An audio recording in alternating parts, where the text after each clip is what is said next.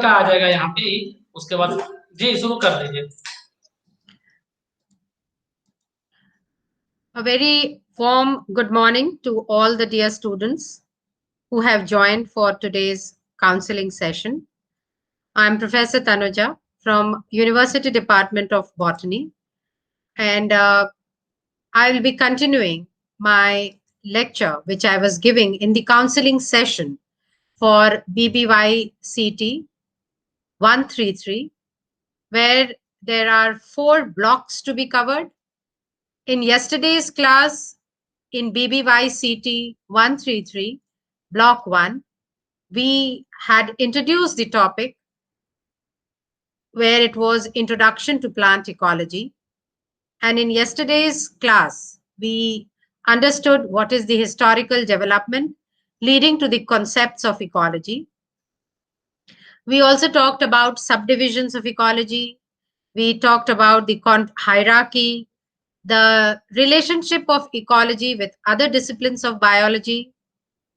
We also understood the basics of the external and internal environment, the biosphere, the components of the ecosystem, the abiotic and the biotic components.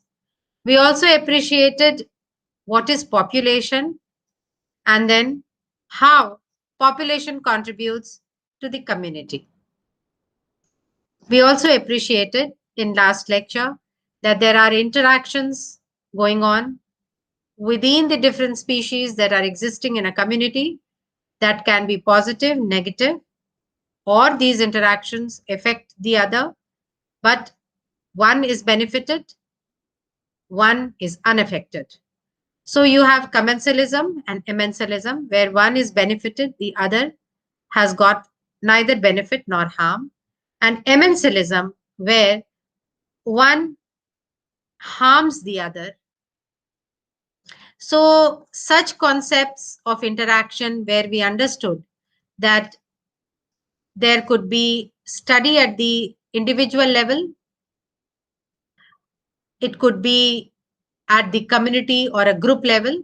So you have the auticology and the synecology. Continuing from there, we also understood that there are various factors that are present, and we have in last lecture, as I concluded yesterday's lecture, we understood the ecological factors, soil and water.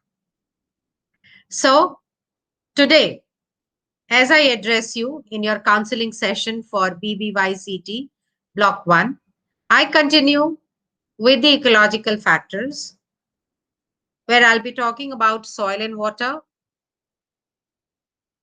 Immediately, we have appreciated that the soil is the outer layer of the Earth's crust. We also understood that soil is a natural resource formed by weathering, that is the breakdown of rocks. And again, the origin and formation of soil is dependent on the weathering phenomenon, which could be the physical parameters, it could be the chemical weathering, followed by the mineralization and humification. So parent material, the climate, the topography, and the biological factors together with time frame influences the soil formation. The soil, which is a very important component of lithosphere, has got 4 main elements in it: the minerals, the organic matter, the air, and the water. Normally, the topsoil would contain 45% minerals, 25% water, 25% air, and 5% organic matter. So minerals, they come from the parent rock. The organic matter essentially comes from the decomposition of the living organisms, be it plant or the animals, by the action of the microorganisms when they die. So it is the result of decay and decomposition of the organic content of the organisms which comprise the biotic world.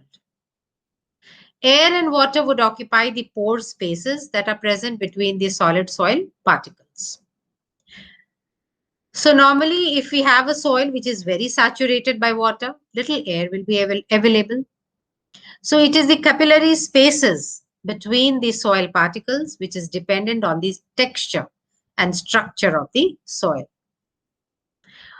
In soil, when water is present, it could be the gravitational or the groundwater, the water that moves into the soil under the influence of gravity after rain or irrigation, and this is termed as the gravitational water. We have the capillary water, which is retained in the soil against the pull of gravity. And it is the water that is enclosed in between the spaces between the soil particles as a thin film. This is the available water, which most plants utilize by their roots and root hairs. So this is an important source of water. Hygroscopic water would be the amount of water in air-dried soil, and the moisture holding capacity of the soil is governed by its properties such as size of particle, porosity, and texture. At certain point, moisture can decrease to a level that is not available for plants, and then we say it has reached a wilting point. So the structure when we say of a soil is the arrangement or grouping of soil particles. Soil particles can be of different sizes, where we have gravel larger than 2 mm. Then there are sand ranging from 0.05 to 2 mm. Then there is silt, which ranges from 0.002 to 0.05 mm, and clay, which is less than 0.002. So clay is the active portion of this soil matrix, whereas sand and silt are the inactive or the inert part of the soil matrix. In fact, if we talk of the texture of the soil, this is again dependent on the soil particles, and it includes the percentage of sand, silt, and clay, which we just mentioned. So the texture would vary according to the percentage of sand, silt, and clay. So what is the importance of this texture? It is because it is the texture which determines the nutrient holding, water movement, and movement of soil air. In other words, we can say it influences the permeability,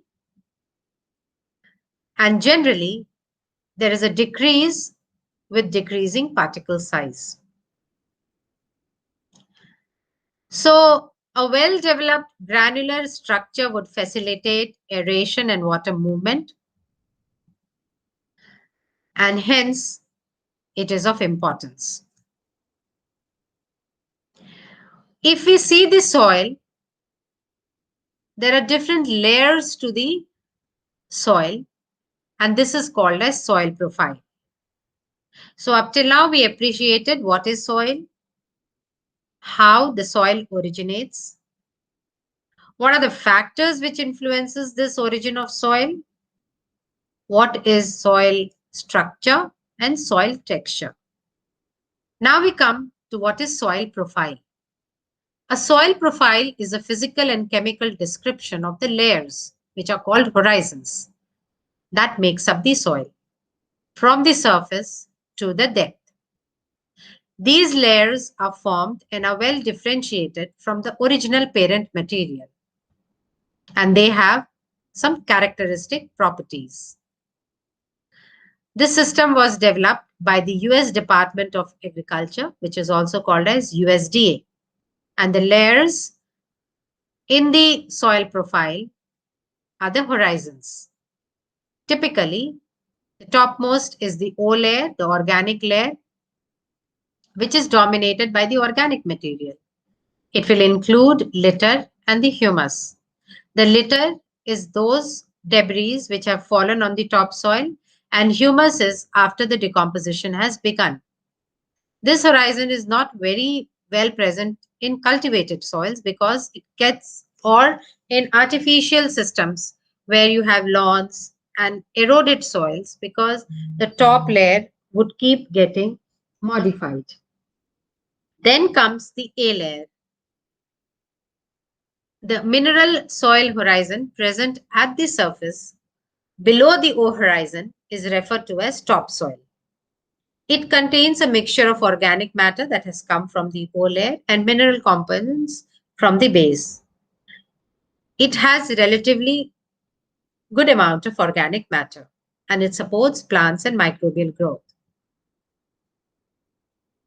The formation of this horizon takes time and the thickness of this horizon would increase as the organic matter content increases. The alluvial E horizon characterized by alluviation, where there is a removal of materials such as silica, clay, iron, aluminum, or organic matter. It is usually pale colored, and this shows the phenomenon of alluviation, where water with the gravitational pull would elute certain substances from this layer to the layer below. We have the B horizon, which is dominated by loss of most of the original rock material and shows phenomenon of illuviation. Alluviation is removal and illuviation is concentration. So what got removed from the E zone would get concentrated in this zone, which is the illuviation. That is concentration of the silicate, clay, iron, aluminium, or humus from the higher horizons above it. So this zone is formed when dissolved or suspended materials are carried downwards to greater depths with percolating rainwater. And it can have various subhorizons designated as B1, 1B, B2, etc. Then is the C layer, which is the layer of soil excluding hard bedrock. And it is different from the O, A, E, or B horizons, which we have said. It is just above the underlying bedrock, which is the R or the parent material. So the properties of the soil, whether it be physical or chemical, would influence the nutrient and water retention, which is so very important for fertility. So there are physical properties, there are pore sizes, there are colors. The color is usually determined by comparison with a standard set of color chips mounted in a notebook called as Munsell color chart. And you have different soil colors. You can see your course material. On page number 49, there are soil color and their respective properties, which shows that what typically a color of the soil would indicate. For example, the rich brown color would be well aerated soil. Gray or blue gray would be a poorly drained soil. A brownish black or a dark brown would be high organic content. A red and a yellow soil would be iron oxides. A yellow color would be hydrated iron oxides and hydroxides, and black would indicate manganese oxides. So the temperature of the soil, the drainage, its consistence, all would be influencing the properties of the soil. The permeability would be the rate at which water moves down through the soil, and it is measured in inches per hour. It would depend on the pore size, texture, structure, organic content, and compaction.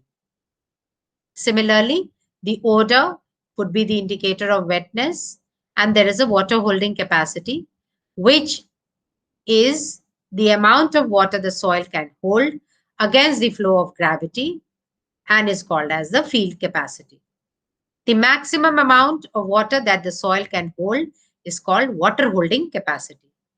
Therefore, it is the difference between the amount of water in the soil at field capacity and the amount of water in the soil at wilting point. It is also referred to as available water capacity or plant available water. It is measured in inches or foot or inches per inch, inches per foot or inches by inch. The soil moisture content would in fact, influence the plant growth, and it plays an important role in determining the kind of vegetation. For instance, sandy soil will possess low water holding capacity, while clay sands would have a higher water holding capacity. So apart from this, you have the chemical properties like cation exchange capacity, that is the amount of cations which are present in an exchangeable form. And you have the soil pH, which can be acidic or basic, depending upon the concentration of hydrogen ions or OH ions present in it.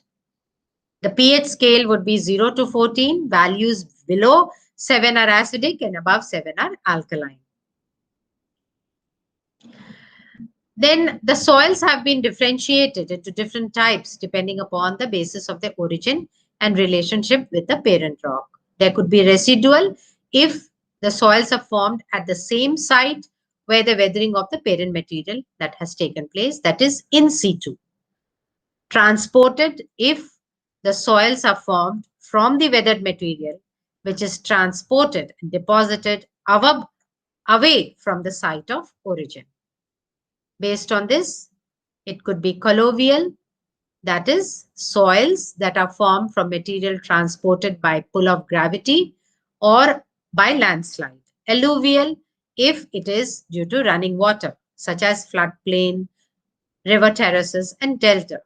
It could be glacial if by the grinding action of ice and snow, and aeolian, AEOLIAN, when the soil is formed by transportation through winds. Soils have been classified by different systems. The soil taxonomy experts from Russia, FAO, and Canada have classified on the basis of genesis, that is, development of soil. And you can have various categories as mentioned in page number 54 and 55. If you talk of India, out of the types, we have 6 types of soils. That is the alluvial soil, which is deposited near rivers, seas, and glaciers, like the Indo-Ganga Brahmaputra plain. The red soil that develops under very low rainfall conditions on granite and rocks, mainly seen in Tamil Nadu, some parts of southern eastern Madhya Pradesh, Jharkhand. Black soil, a very clay thick in texture, possessing high water holding capacity and very fertile, as seen in plateaus of Maharashtra, Gujarat, Madhya Pradesh. Mountain soil formed by deposition of organic matter provided by forests. It has got a very rich humus, particularly in Himalayan region. The laterite soil, kind of clay soil formed under high temperature and high rainfall. It can be seen in some parts of Assam, Tamil Nadu, Karnataka. And you have the desert soils where the soil has sand about 90 to 95%, and it has clay about 5 to 10% only. So found mostly in the arid and the semi-arid regions, receiving less than 50 centimeters of annual rainfall. Apart from this, the soil biota is an important component, which is the living organisms present in the soil, and they have a role to play in the soil development, as well as contributes in its texture. So, large soil organisms can be rodents, insects, and worms, and you can have many kinds of earthworms, which are friends of farmers also, because of their increasing the porosity in the soil and by their burrowing actions. So there is a whole lot of microorganisms like Azotobacter, Clostridium, Rhizobium. These are nitrogen fixers, many of them, and they affect the soil fertility. Then you have heterotrophic soil organisms like bacteria and other fungi, which produce substances like 3-indole acetic acid, which promote growth. And of course, there is decomposition by them. So we understood how is soil formed, what is humans, what are horizons, what is permeability, what are the physical and chemical factors. Now we see water as a factor, which is, we all know, a universal solvent. It is tasteless, odorless, colorless. And in fact, Cavendish showed that water is composed of oxygen and hydrogen. And it was Joseph Louis Gay-Lussac and Alexander von Humboldt in 1805 who showed that water is composed of two parts, hydrogen and one part oxygen. And the first sample of pure heavy water was isolated by Gilbert Newton Lewis in 1933. So in a water molecule, we all know there are two hydrogen atoms which are covalently bonded to a single oxygen atom. The oxygen atom is electronegative and it possesses two lone pairs of electrons.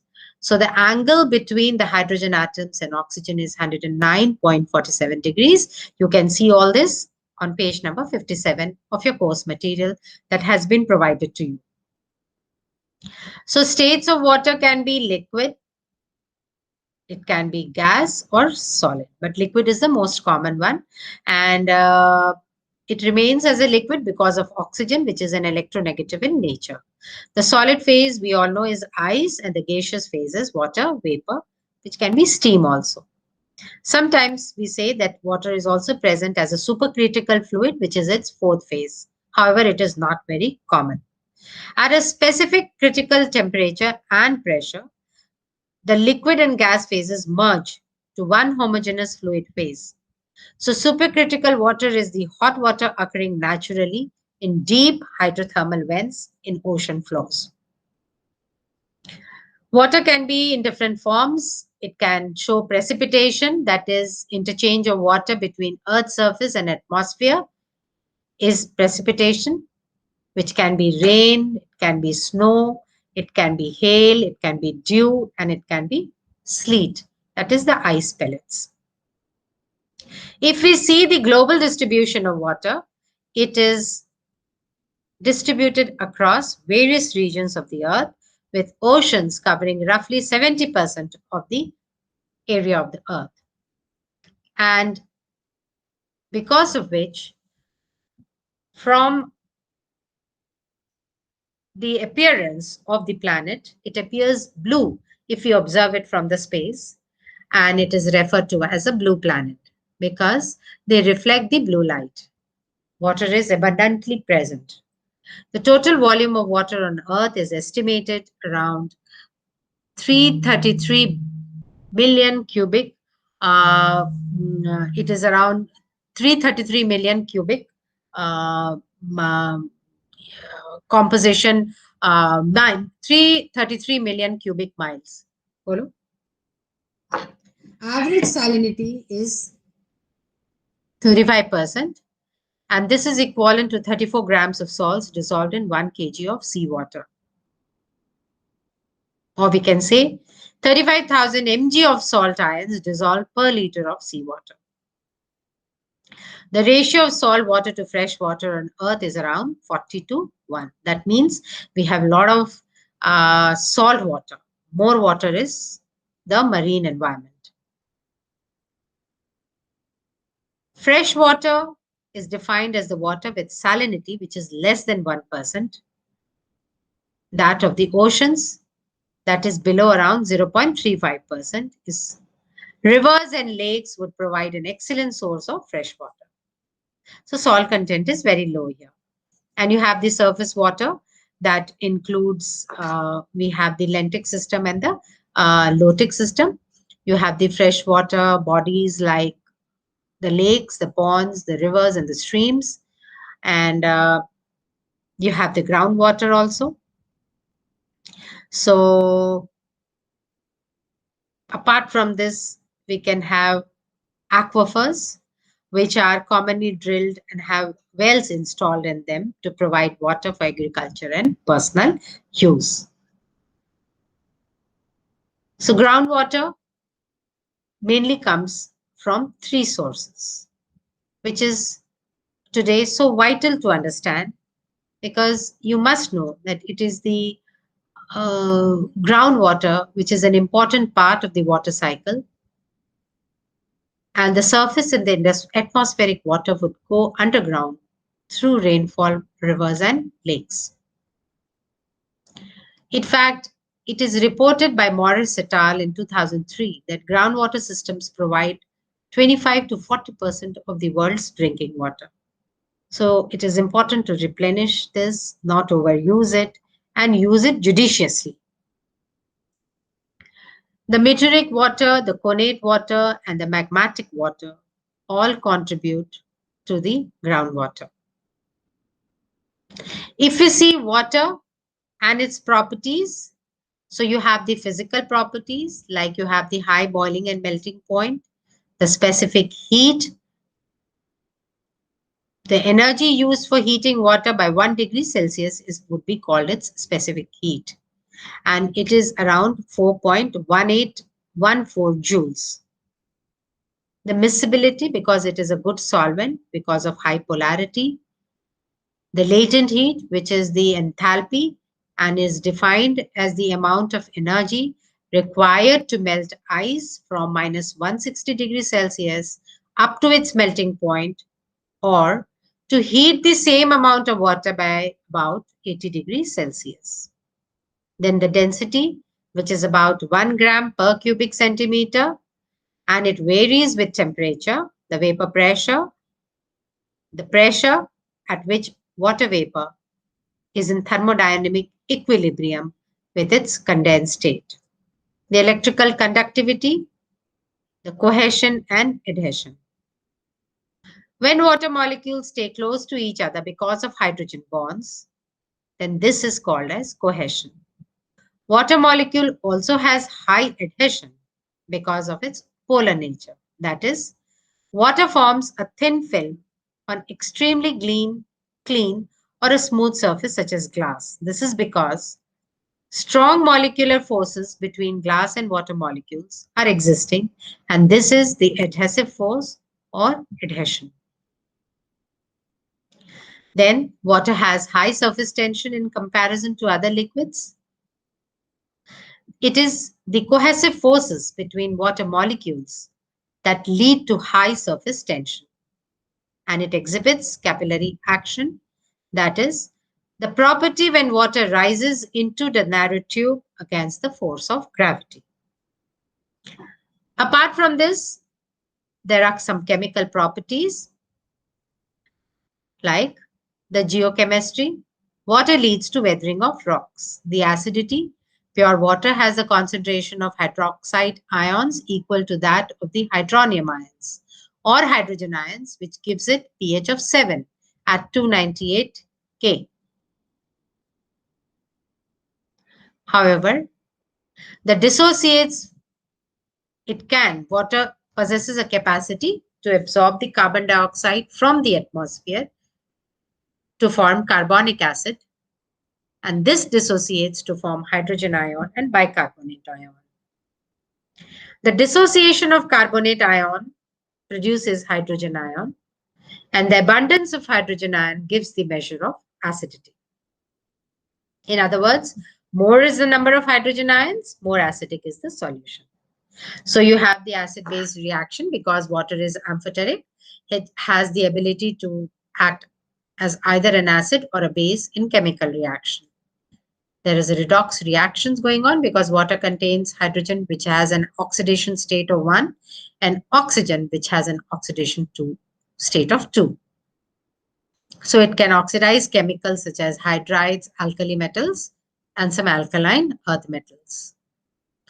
Then it can show electrolysis, that is, water can split into its constituent elements, hydrogen and oxygen. When we talk water as a factor, the water cycle is an important aspect where the water moves through different components of environment, air, water, and land. It is the solar energy and gravity that drives the movement of water through different components of water cycle. The water present in the water bodies, such as oceans, glaciers, freshwater bodies like lakes and rivers, that gets heated up and escapes into the atmosphere as vapor, which is the gaseous form of water. This process is known as evaporation. Hence, evaporation is an important component of hydrological cycle. This water then returns to the atmosphere via transpiration, some loss of water by plants. The changes in temperature condense water vapors to form clouds, which comes down as precipitation. That can be rain, dew, snow, or hail. And the pattern is mainly related to the wind circulation. Globally, the precipitation is also affected by ocean currents, mountains, and continents. The process of evaporation and transpiration, that is evapotranspiration, regulates the water found in the soil. So you can see on page number 67 the details of the water cycle. To summarize, we appreciated that soil is one of the important constituents of the environment. It is a complex system consisting of mineral matter derived from rocks, organic matter obtained from death and decay of plants and animals, air and water. And there is weathering and humidification in formation of soil. We appreciated that based on sites of origin, soil has been classified as residual and transported, where residual is the soil which develops at the site where parent rock material is present, and transported soils develop when the parent rock material is carried to distant places. We saw that soil is made up of particles of various size, shapes, mixed in different proportion, and these are gravel, coarse sand, silt, and clay. So it determines the structure, and it also determines the texture. And in fact, it is the arrangement of the soil particles which gives it the texture. Permeability and aeration are important soil properties that influence the availability of water and gases. There is cation exchange capacity of the soil, and fauna and microorganisms also play a major role in making it fertile. Then in this unit 2 of block 1 of BBYCT, we talked about water as a solvent, which is critically essential for the existence of a living being and is a universal solvent that facilitates chemical reactions within the living organisms. It is classified as freshwater and marine or saline, depending upon the salt content. Apart from this, it has dissolved salts like potassium, sodium, magnesium. The high dipole moment and strong hydrogen bonding in water molecule contributes to properties such as high boiling point, miscibility, specific heat, and surface tension. Water is distributed in various components of environment via water cycle. So the cycling of water depends upon the processes such as evaporation, condensation, and precipitation. So in this unit, we have understood the factor, soil, and water. Now we come to the ecological factor, light and temperature of unit 3, where light and temperature are abiotic factors together with wind, water, air, and soil that play an important role in influencing the biotic component, that is the living organisms in the ecosystem. So once we read this unit, we will be able to describe various components of lights and its electromagnetic spectrum. We can outline the properties of solar radiation and its effect on living organism. We can describe the impact of light variations on development of biotic communities, the effect of light on growth and distribution of living organisms. We should appreciate the effect of changes in light at various latitude and altitude and variation in the distribution of biotic communities under the influence of temperature. So let us first appreciate light, where we see that sun is the ultimate source of energy for living beings present in the biosphere. The electromagnetic radiations from the sun supply energy and warm up the earth. Light would also regulate the various essential activities in living organisms, including plants and animals. The radiations that are emitted from the sun travels through space and reaches the earth. The electromagnetic spectrum of sun consists of rays of different wavelengths, ranging from gamma rays, X-rays, ultraviolet rays, the visible spectrum rays, the infrared and radio waves. If we say what are the shorter wavelengths, then it is ultraviolet, gamma, and X-ray, while the longer ones would be microwaves and radio waves. The electromagnetic radiation has a dual nature, that is both particles and wave. And the solar radiation is a form of energy. We normally discuss it as that the photons are the packets of energy, and the photons of each wavelength have different quanta of energy. Therefore, the amount of energy would depend upon wavelength or frequency, and it is expressed as E is equal to h nu, where E is energy of wave in joules per second, h would be the Planck's proportionality constant. The value, as given in your course material, is 1.6 into 10 to the power minus 34 calories per second. And nu would be the frequency, which is Hertz cycle per second. So there are various wavelength range of various colors in the visible spectrum. We say VIBGYOR. The violet, we have the blue, the green, the yellow, orange, and red. You can see this visible spectrum where near violet is ultraviolet and near red is the infrared. The incoming solar radiation is also known as insolation, and it is received in the form of short waves, which are electromagnetic in nature. On reaching the Earth's surface, they get reflected back and get converted into long wave radiation. Some of it is received by the higher plants, and they undergo the process of photosynthesis. The radiation has been characterized as short wave or long wave. The visible light and ultraviolet radiation are commonly the short wave, while infrared is referred to as long wave. Some of the energy absorbed by the Earth's surface is emitted back as long wave radiation. And this amount of energy that emitted depends upon temperature of the surface.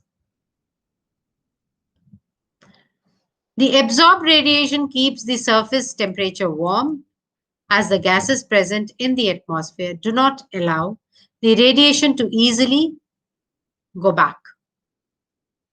So, if there is a lot of gases, polluting particles present in the atmosphere, then this radiation, which has to go back, would not easily be going out, and it would relatively warm the environment, and this is called as greenhouse effect.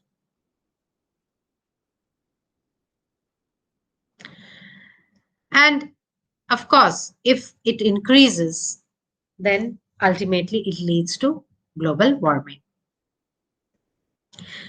We know why, because the Earth receives a certain amount of insolation, which is the terrestrial radiation, and it reflects some amount into the space. This process of absorption and reflection is the heat budget on Earth, but it has to be balanced. So we know that the amount of radiation that is either absorbed or reflected would depend upon several factors, including the angle of incidence of radiation, the topography of the region, and color of the land surface. The angle of incidence, or the angle which the sun's ray makes with the Earth's surface, determines the amount of solar radiation received by Earth. The amount of solar radiation received by Earth depends also on the duration of time for which the sun shines over a particular place. That is, whether it is equator or the South Pole or the tropics. The amount of cloud cover and thickness, dust and water vapor would also influence the rate of absorption, reflection, and transmission of the solar radiation. Further, the temperature of air resting over a landmass differs markedly from that over a water body. So it is the land and sea differential that is so very evident in terms of radiations. The oceanic winds to influence the moderating phenomenon. By its, I repeat, the oceanic winds have the moderating influence on the sea and coastal areas. Why? Because these areas have cool summers and mild winters, and it is more pronounced only on the windward or the outer side. Further, the direction and angle of the slope also controls the amount of solar radiations that is received, because slopes more exposed to the sun would receive more solar radiation. Similarly, ocean currents would also influence the temperature of adjacent landmass. Warm currents would raise the temperature of the coastal areas, whereas colder currents would lower it. As far as altitude is concerned, the amount of insolation received varies from latitude to latitude, and altitude has a direct effect on surface temperature. The lower layers of the atmosphere are compressed under atmospheric pressure. Earth being closer to the sun's surface becomes warmer. And at higher altitude, the temperature gradually would decrease and the air would become colder. Similarly, there is a variation in the distribution of radiation according to change in latitude also. The decrease in radiation from equator towards the pole is noted on global scale. Radiation strikes lower latitudes directly. At latitudes below 40 degrees, more solar radiation is received by Earth and less is lost.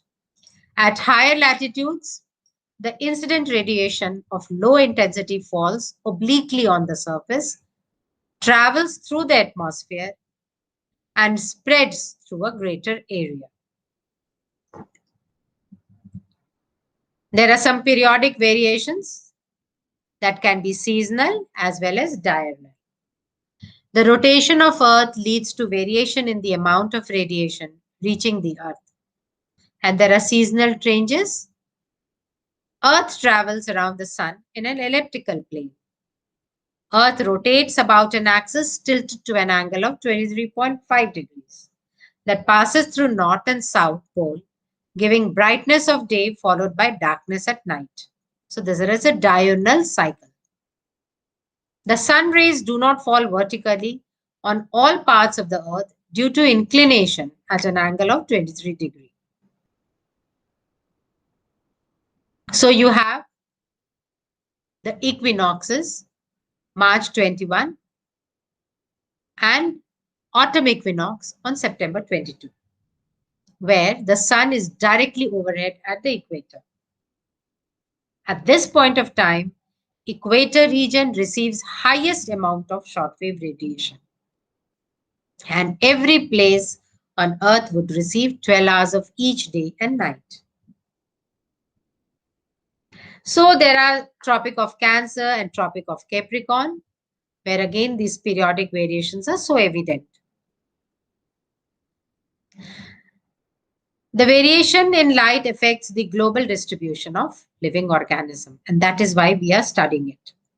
Intensity, that is amount of light per unit area over a particular time, the quality, that is wavelength, or the photoperiod play a crucial role in origin and development of plant and animal species.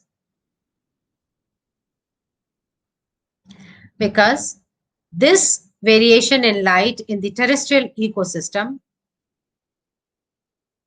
would result in variation in the vegetation as the vegetation intercepts this radiation. So forests, canopy of trees, herbs and shrubs would all be distributed based on this. Some would prefer more light, some would prefer less light. So plants having been classified as sciophytes would be shade loving, heliophytes as light loving.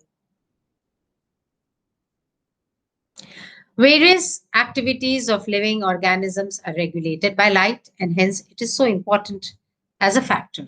Breeding, migration in animals, and flowering, seed germination in plants are all regulated by this light.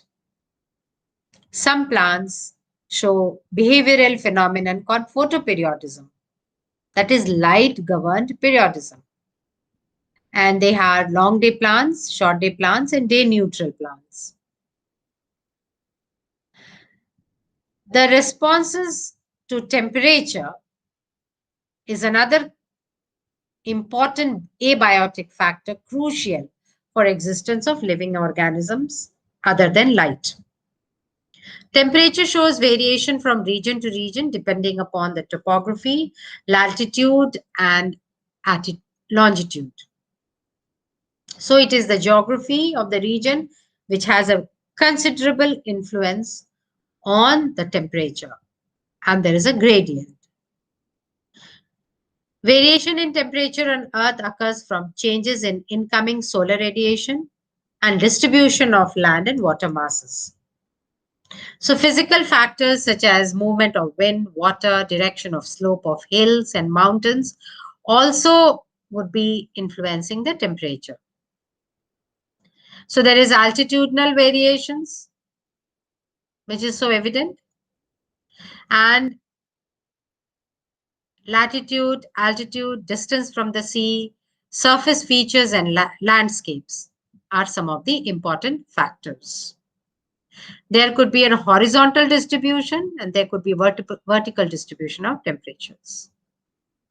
So if it is the horizontal distribution, then latitude, altitude, land and sea contrast, ocean currents, air currents would be influencing the vegetational cover. The Earth can generally be divided into broad temperature zones, the torrid zone, the temperate zone, and the frigid zone. The torrid zone would be the tropical region. It exists on both sides of the equator. It extends to the Tropic of Cancer in the north and Tropic of Capricorn in the south. Here in the torrid zone, the temperature remains high. This because sun is directly overhead during some time of the year. Then you have this zone where Africa, Southern Asia, Indonesia, New Guinea, North Australia, South Mexico, Central America, and Northern and Southern America, some portions come. You have the temperate zones, which are the mid-latitudinal areas. The temperature is moderate, and there is north and south temperate zone. Here, the sun is never directly overhead, and the climate ranges from warm to cool. This region has some spring, summer, autumn, and winter. And in the north parts, there is Great Britain, Europe, Northern Asia, North America, Mexico. South temperate zone includes Southern Australia, New Zealand, South America, and South Africa. Then there is the frigid zone, which is the polar zone. And in fact, there the midnight sun and the polar night for part of the year where the day is 1 year long with 6 months of day and 6 months of night. These regions are the coldest regions of the earth. They are covered with ice and snow. So we see that temperature has a profound influence on the distribution of vegetation. The thermal equator is a global isotherm having the highest mean annual temperature at each longitude around the globe. The highest temperatures are recorded in the tropics, but the highest mean annual temperatures are recorded at the equator. Normally, there is a phenomenon of temperature inversion where the temperature in the lower layers of air increases with elevation. This happens commonly along a slope. The surface radiates heat back to the space rapidly and cools down at a faster rate than the upper layers. As a result, the lower cold layers get condensed and become heavy. The surface underneath makes them move towards the bottom, where the cold layer settles down as a zone of low temperature, while the upper layers are relatively warm. This condition, opposite to normal vertical distribution of temperature, is known as temperature inversion. In the mountain areas, temperature of the air increases with increasing altitude. There is no obstruction in the receipt of insolation in the day. Air is thin and hence there is great loss of insolation in the night. During night, radiation from the upper exposed slopes of the mountain causes the surface and air over it to cool rapidly. The cooler air is dense and gets drained via the valley slopes and displaces the warmest air towards us. There is an inversion of the temperature. A high temperature range is noted in the interior areas of the continents than at sea. This is because the sea heats and cools slowly, but the land heats and cools rapidly. So, we have the equator, where the duration of day or night is same in equatorial countries. The poles, where the duration of day and the inclination of the sun rays go on increasing towards the pole. And we have the oceans, where there is an equalizing effect of seawater, making the winter less cold and summer less hot. Based on this, there is the distribution of living organisms, and that is why we are studying it as an abiotic factor. So, we can say that based on the temperature requirement, the plants can be classified into megatherms, mesotherms, microtherms, and hekistotherms. The megatherms would be the plants that live in high temperature throughout the year, mostly seen in equatorial and tropical rainforests. The mesotherms would be the plants that live at high temperature of summer, alternating with low temperature of winter. They are found in deciduous forest of tropical and subtropical regions. Then you have the microtherms, where the plants that live in extremely low temperature. These includes plants mostly where there is a dominance of mixed coniferous trees. And the microtherms are the plants of temperate and high altitude regions. Then is the hekistotherm, which includes the plants of Arctic and alpine regions. Alpine vegetation prevails in such localities. So in this unit, we appreciated that temperature and moisture determines the distribution of vegetation. And there are different belts of vegetation which occurs between the equator and the poles. Plants which grow in hot climate cannot grow in cold climate and vice versa. So these are some important factors which influence the biotic world. Many of the processes of plants are dependent on temperature, like transpiration, photosynthesis, respiration, germination of seeds, in fact, spread of disease also is dependent on the humidity and the temperature. And many of the fungal infections and bacterial diseases are governed by moisture and temperature. If we talk of animal world, we have the response based on temperature and their classifications as poikilothermic or ectothermic, also known as cold-blooded animals. Then the homothermic or endothermic, known as warm-blooded animals. The heterothermic, where animals with limited capacity of temperature regulation. The cellular lethality, the metabolism, the reproduction, the growth and development, morphology, and behavior are some of the factors which are governed by temperature. There is a concept called as Shelford's law of tolerance, and it is important in understanding the range of tolerance of the organism. Any factor when present in less or more amount affects the survival of the population. All the living organisms have an ecological minimum and maximum for tolerance to a factor. This concept was given by Shelford in 1930, according to which the abundance or distribution of an organism is controlled by several factors, be it climatic, topographic, environmental, and biological, and each of these factors have maximum or minimum limits that an organism can tolerate. So every organism thus has an ecological minimum and maximum for every factor. And the range between the two limits is known as limit or zone of tolerance.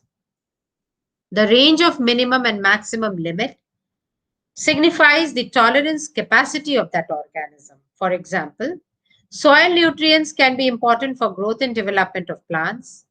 Uptake of any nutrient in excess would limit the uptake of other nutrients, restricting the growth of the plant.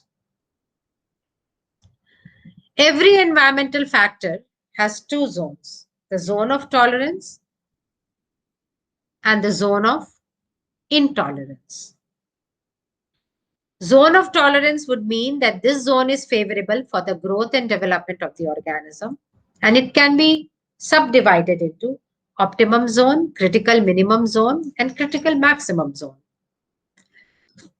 Similarly, zone of intolerance would be with respect to various factors which differ from species to species. So, it is very evident that those organisms that have a wide range of tolerance for all factors have a better chance of survival and hence would show a wider distribution. So, in this unit 3 of the ecological factor, where I was talking about light and temperature as a part of block 1 of BBYCT 133, I summarize this unit 3 and I say that temperature decreases from equator to the poles. This is because high rates of insolation are received at the equator than at the poles. Regions in the same latitudinal positions receive approximately the same amount of insolation and hence experience the same temperature throughout the year. The portion of the southern hemisphere is largely dominated by oceans and has very few land masses. It therefore constitutes a fairly smooth surface which does not disrupt regular changes of temperature with latitude. The isotherms in the northern hemisphere demonstrates intense north-south polarizations. This is because the northern hemisphere has a comparatively rough surface filled with many large land masses. Rough means land masses here. Smooth means water bodies in the southern hemisphere. Shifts in the isotherms can be seen in a drastic way over land masses as compared to over the oceans, because land heats up more rapidly in the summer and cools rapidly in the winter. So the shift is very dramatic, whereas isotherms over land masses would register higher than expected temperature in summer and lower than expected temperature in winter, as compared to the oceans, which respond more slowly to temperature changes. They heat up more slowly in summer and cool slowly in winter. The isotherms above oceans register lower than expected temperatures in the summer and higher than expected temperatures in winter. Since oceans heat up and cool down less drastically than land, the shifts in the isotherms are less polarizing. Furthermore, warm currents help to draw isotherms from higher than expected temperature further poleward, while the cold currents help draw isotherms from lower temperature towards equator. Thus, in summer, land heats up more rapidly, though it receives the same amount of insolation as the oceans in the same latitude.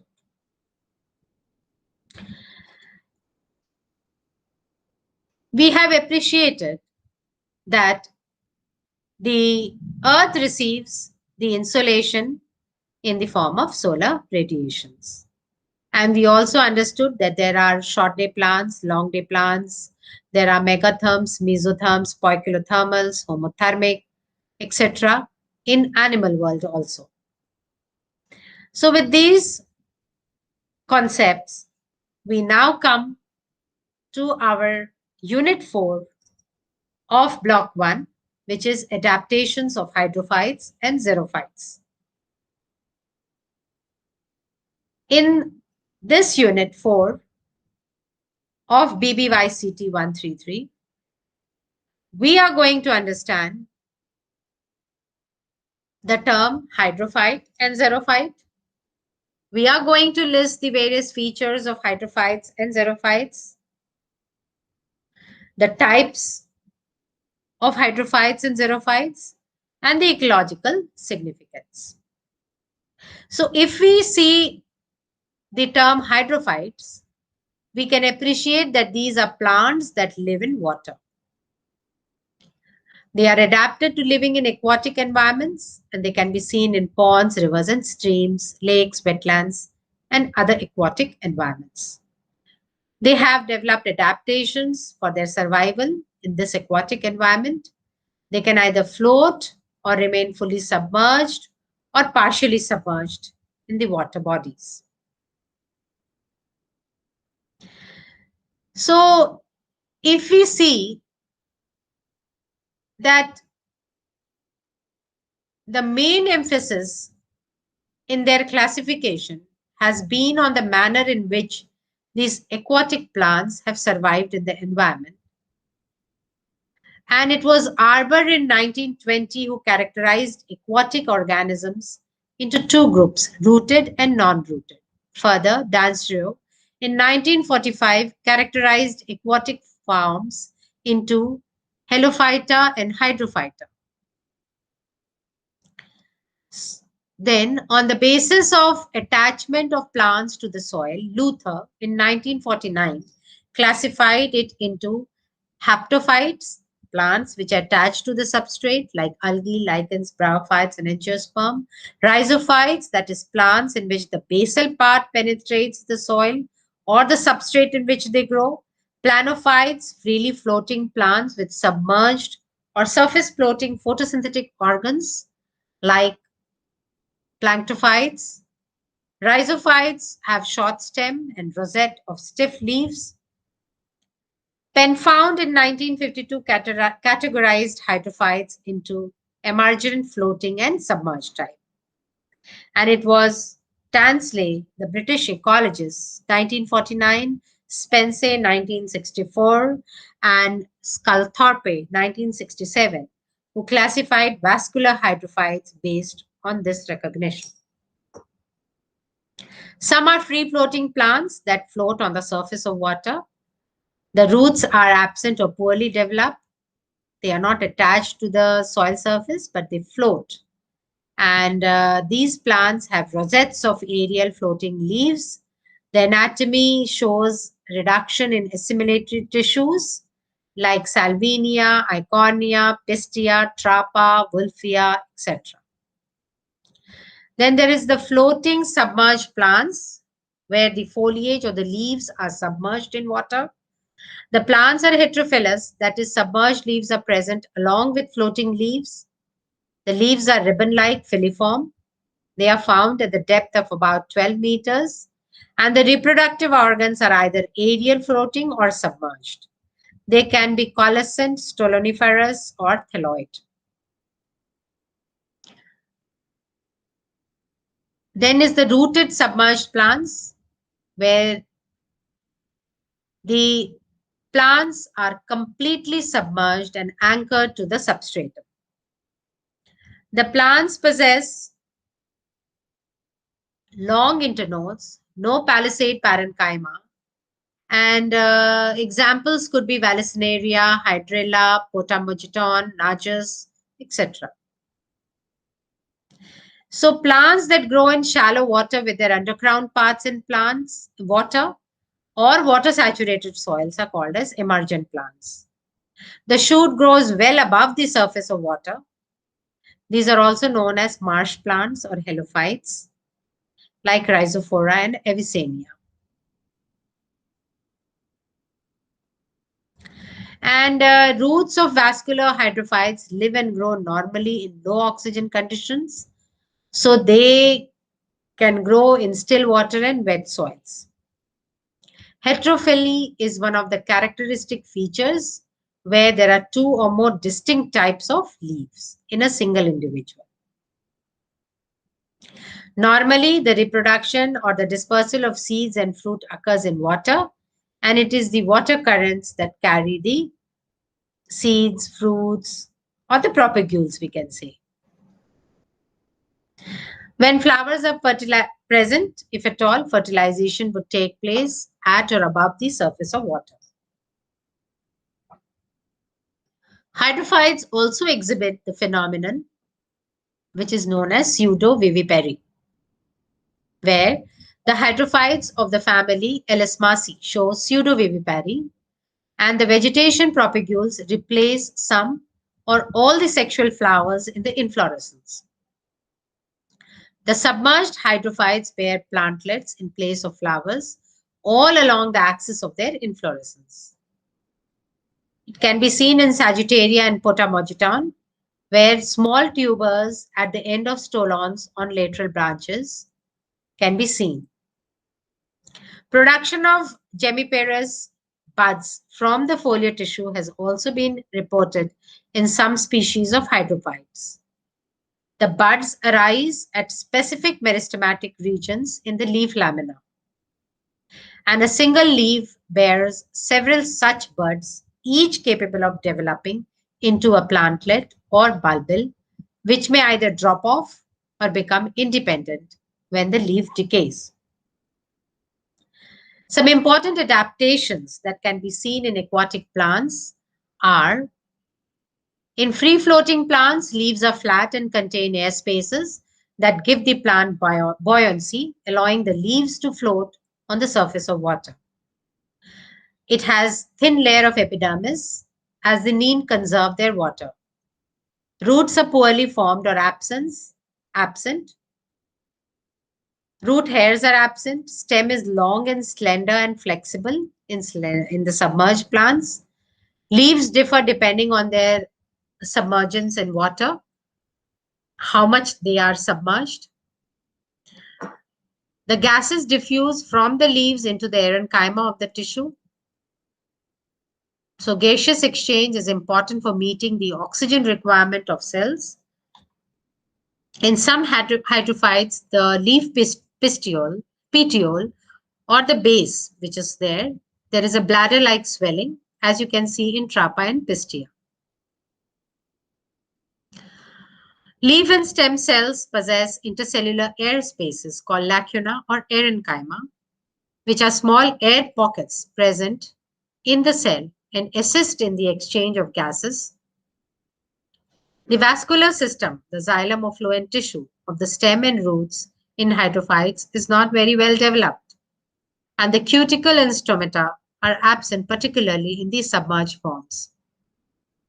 The vascular tissue is reduced and steels have few vascular elements towards the periphery. The secondary growth is nearly absent. A significant proportion of the biomass is represented by underground parts. Closely packed hairs present at the hydrophobic tips protect the leaf surface from getting wet, and heterophyly is also common. Now, if we appreciate the xerophytes, which are the plants that are adopted to live in dry habitats, then they have means also to prevent loss of water and conserve water. They are defined as plants that grow on substrate that usually possess gravitational groundwater at a depth of 20 to 25 centimeters. They are two types, ephemerals and succulents. Succulents are plants that can store water, like cactus, agave, etc. They have thick, fleshy stem or leaves, and the adaptations would be waxy leaf coating, ability to drop leaves during dry periods, ability to fold leaves or reduce it sufficiently. The foldings would reduce the sunlight absorption, to develop dense hair leaf covering. And all this can appear. Some of the important characteristics that can be seen would be morphological appearance, that they are dwarf, thick or stunted, as you can see in aloe or agave, or it can be prostrate, as in euphorbia prostrata. Then the root system will be well developed. The leaves would be reduced in area to check transpiration. There could be some rolling, leathery texture, glandular outgrowth, some spines, or coating of wax. Stems would be usually stunted, hard, rigid, and covered with thick bark. They may be modified also, like phylloclades we have seen in Opuntia and Euphorbia, or cladodes in case of Ruscus. The lamina of the leaf may be segmented, as in Acacia, or it can be needle-like, as in case of Pinus. So the types of xerophytes, on the basis of difference in their morphology, physiology, and taxonomy, could be ephemeral annuals, which are prominently found in semi-arid zones, and they complete their entire life cycle within few weeks. Normally, these are small, rounded, dense shrubs belonging to families like Compositae, Artemisia, Gramineae, some grasses, Papilionaceae, Astragalus, etc. Then there can be succulents, which contribute a large percentage of vegetation to the flora of semi-arid regions. So first type is ephemeral annual, second type is succulent. And these succulents, they are found in locally dry habitats such as sandy soil. It can be sea beaches. The structural modifications enables the plant to accumulate in the proliferated tissue depending upon the extensibility of the individual cells, and there are large reservoirs of water during brief rainy seasons. Succulence is due to the proliferation of parenchymatous cells, and there is some enlargement of vacuoles of mature cells also.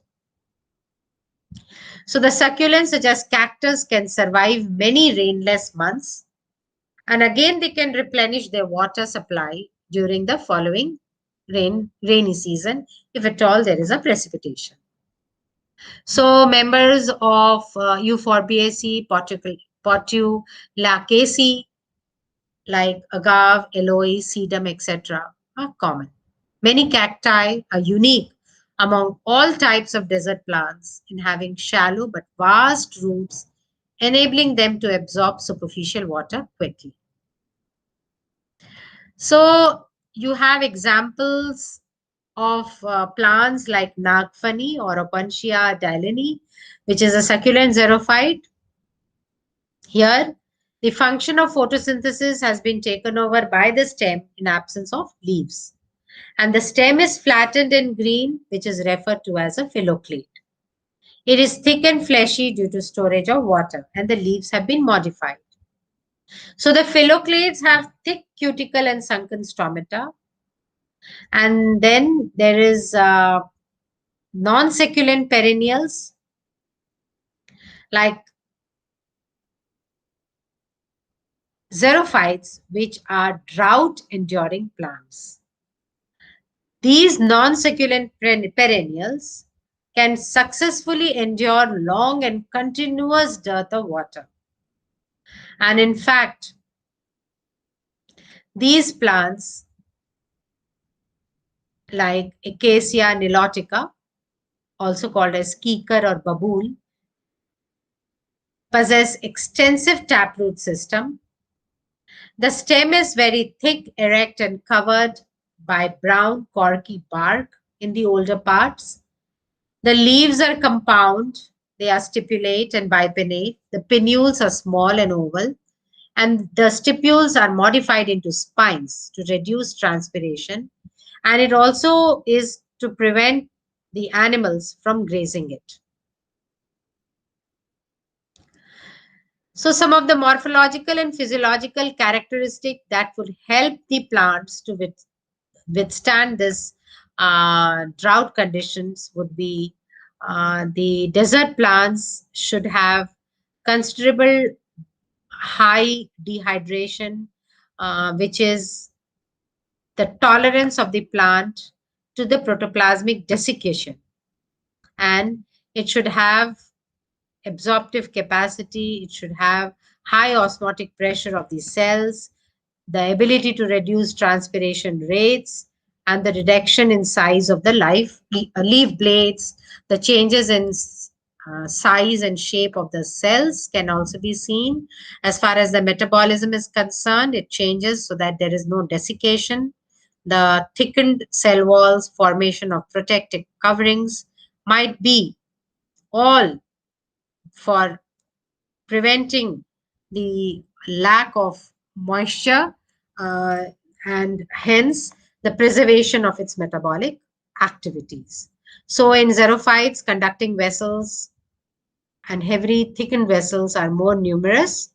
They are larger in diameter and longer, and there is lignification of the vessels in xerophytes.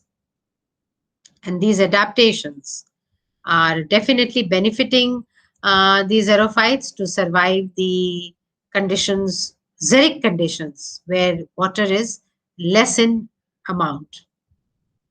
So with these concepts, we have finished block 1, and tomorrow I shall be doing block 2 in detail, which is community and ecosystem. But today I'm going to introduce this block 2 for you. So I repeat, we have finished under BBYCT block 1 consisting of 4 units, where in the first unit I introduced the concepts of ecology and ecosystem. And then I talked in unit 2 and 3 of ecological factors of soil and water and light and temperature. And we also understood in unit 4 of block 1 the adaptations of plants, categorizing them into 2 types, that is the xerophytes and the hydrophytes. Now we are doing block 2 of BBYCT 133, where we are talking of community and ecosystem. This unit, this block 2 also consists of units, and the first unit is unit 5, which is introduction to plant communities. Today, I'm going to introduce this, and tomorrow we are going to continue at 11 with this unit 5 and further units of block 2. So let us understand what are plant communities, because after studying this, you must understand the features of biological community, the community gradients and boundaries, the various analytical characters of the community, the synthetic characters, etc. To define a community, we can say it is an assemblage of species or population present in a specific area at a particular time. The species are capable of interacting with each other. They represent the biotic or the living component of the ecosystem. They are ecologically or dynamically independent of each other, but they share a feeding relationship and habitat. We have already said that in my first lecture. So, in a community, the organisms share feeding relationship through food chains, and there are food webs. The size of the community is variable. There are community gradients and boundaries. So community, in fact, is existing in nature, and it is very difficult to make a very specific boundary that demarcates the beginning of one, end of one, and then beginning of another. Some ecologists, therefore, have given the concept of continuum, meaning that there are no distinct communities with well-defined boundaries, but a gradual change in space and time is noted along the gradient. And hence, there are no sharp boundaries existing in nature. If you see your course material, you will see the term ecotone, which is the zone of vegetation separating two different types of community. In other words, we can say it is a transition zone, which is highly specialized. The region can be narrow or wide, and it is influenced by the environmental conditions of both the communities. The community has got certain characteristic, and it has a biological structure and physical features. The form and structure, also called as physiognomy of a community, can be assessed by certain characters and functions. The structure of a terrestrial community would be defined in terms of its vegetation, where the plants can be of sizes and forms like tall, medium, evergreen, deciduous, shrubs, herbs, etc. Within each category, further distinctions can be made. For instance, evergreen trees can be broadleaf or needle-shaped. So thus, each community possesses certain characteristics, and these vary according to the level of organization. The characters are of two types, analytical and synthetic. So if we say what are the analytical characters? The analytical characters that can be divided into quantitative and qualitative properties are composition, physiognomy, phenology, stratification, abundance, sociability, vitality, vigor, and life forms, which constitute the qualitative characteristics under the analytical character of the community. For instance, the floristic composition, which refers to the species occurring within a community. Then you can have a list and prepare a list of the different species that are existing in a community. If we talk of stratification, then we can say there can be a vertical strata, which includes size, branching, leaf types, etc., influenced by physical features such as distribution based on light. So, in a forest, if you see a forest ecosystem, then it can have grasses, herbs, shrubs, and trees.